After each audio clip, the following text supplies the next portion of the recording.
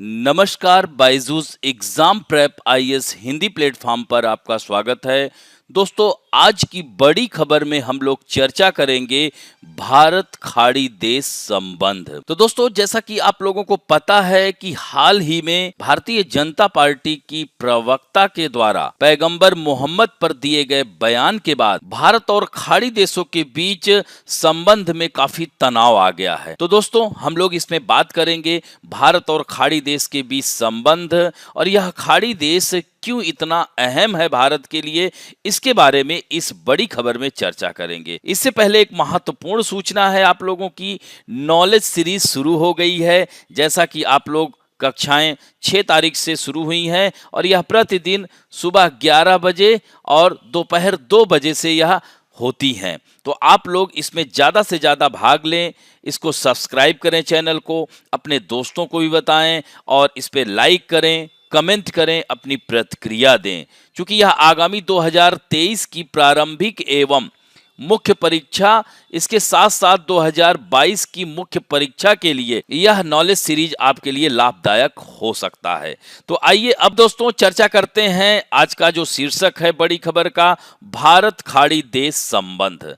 तो भारत और खाड़ी देशों के बीच दशकों से मधुर संबंध रहे हैं। आर्थिक, रणनीतिक, सांस्कृतिक आदि मामलों में भारत का संबंध खाड़ी के देशों के साथ हमेशा महत्वपूर्ण रहा है। हालांकि हाल ही में बीजेपी प्रवक्ता के द्वारा पैगंबर मोहम्मद पर दिए गए बयान के बाद जहां एक ओर भारत में तो कई ओर से रोष प्रकट किया जा रहा है, वहीं इस्लामिक देशों से भी कड़ी प्रतिक्रियाएं आ रही हैं। खासकर खाड़ी देशों की तरफ से यह कड़ी प्रतिक्रियाएं आई हैं, जिसमें वे देश शामिल हैं जो कि मोदी सरकार से उनके काफी अच्छे संबंध रहे हैं, जैसे संयुक्त अरब अमीरात, कुवैत, कतर, सऊदी अरब। तो दोस्तों, यहाँ पर आप देख सकते हैं कि भारत और गल्फ देशों के साथ किस प्रकार मधुर संबंध रहे हैं। ऐसे में यह विवादित बयान भारत को कितना नुकसान हो सकता है और मोदी सरकार किस तरह से इसे डैमेज कंट्रोल कर रही है, क्योंकि इससे देश की छवि के साथ ही भारत के कूटनीतिक एवं आर्थिक हितों पर भी प्रभाव पड़ सकता है। तो दोस्तों, चर्चा में यही है कि पैगंबर मोहम्मद पर दिए गए बयान के बाद ही यह देश काफी सक्रिय हो गए और भारत के ऊपर कड़ी प्रतिक्रिया और रोष जताया है। तो दोस्तों, यह भारत और खाड़ी देश संबंध की अगर बात की जाए तो वाणिज्यिक और व्यापार तक ही नहीं है, इसका रिश्ता ऐतिहासिक और सांस्कृतिक रूप से भी जुड़ा हुआ है और यह दशकों से यह रिश्ता मजबूत रहा है। लाखों की संख्या में भारतीय खाड़ी देशों में रह रहे हैं और वो वहां पर नौकरियां, व्यवसाय करते हैं और वे बड़ी मात्रा में भारत में पैसा भेजते हैं। खाड़ी देशों में बड़े रिटेल कारोबारियों पर भारत का ही कब्जा है। भारत खाड़ी देशों के साथ व्यापार, वाणिज्य, इतिहास और संस्कृति के आधार पर Iran, Qatar, Kuwait, United Arab अमीरात आदि के साथ संबंधों को और प्रगाढ़ कर रहा है। तो दोस्तों, आप लोग देख सकते हैं कि यह क्षेत्र मानचित्र में आप देख सकते हैं गल्फ कोऑपरेशन काउंसिल के देश हैं।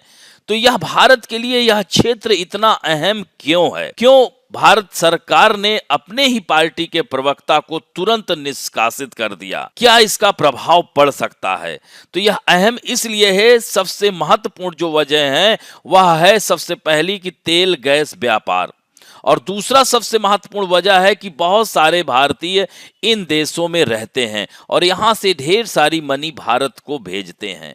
तो ऐसे में यहाँ पर भारत और खाड़ी देशों के बीच संबंधों को बनाने के लिए सरकार पूरी तरह से कोशिश कर रही है और इस तरह से देख सकते हैं कि गल्फ कोऑपरेशन काउंसिल अर्थात जीसीसी भारत के साथ व्यापार का एक बड़ा पार्टनर बन के उभरा है। तो ऐसे समय में भारत इस अवसर को नहीं गंवाएगा, क्योंकि भारत और गल्फ काउंसिल देशों के साथ, भारत और खाड़ी देशों के साथ भविष्य में व्यापार की और अधिक संभावनाएं जताई जा रही हैं। तो इस समूह के अंतर्गत अगर बात करें तो यूनाइटेड अरब अमीरात, बहरीन, सऊदी अरब, ओमान, कतर, कुवैत शामिल हैं। दोस्तों भारत ने अभी हाल ही में यूएई के साथ मुक्त व्यापार समझौता भी किया है। और दोस्तों संयुक्त अरब अमीरात भारत का तीसरा सबसे बड़ा व्यापारिक भागीदार है। भारत और यूएई का द्विपक्षीय व्यापार 2021-22 में 72.9 अरब डॉलर का था, जिसमें भारत ने 28.4 अरब डॉलर का सामान यूएई को बेचा था। वहीं भारत और यूएई के बीच फरवरी महीने में कॉम्प्रिहेंसिव इकोनॉमिक पार्टनरशिप एग्रीमेंट भी हुआ, जिसके तहत दोनों देशों के कुल व्यापार को साल 2026 तक 100 अरब डॉलर तक पहुंचाने का लक्ष्य रखा गया है। और दोस्तों इसी तरह से सऊदी अरब भी भारत का चौथा सबसे बड़ा ट्रेडिंग पार्टनर है, क्योंकि भारत के साथ सऊदी अरब का 42.9 अरब डॉलर का व्यापार होता है।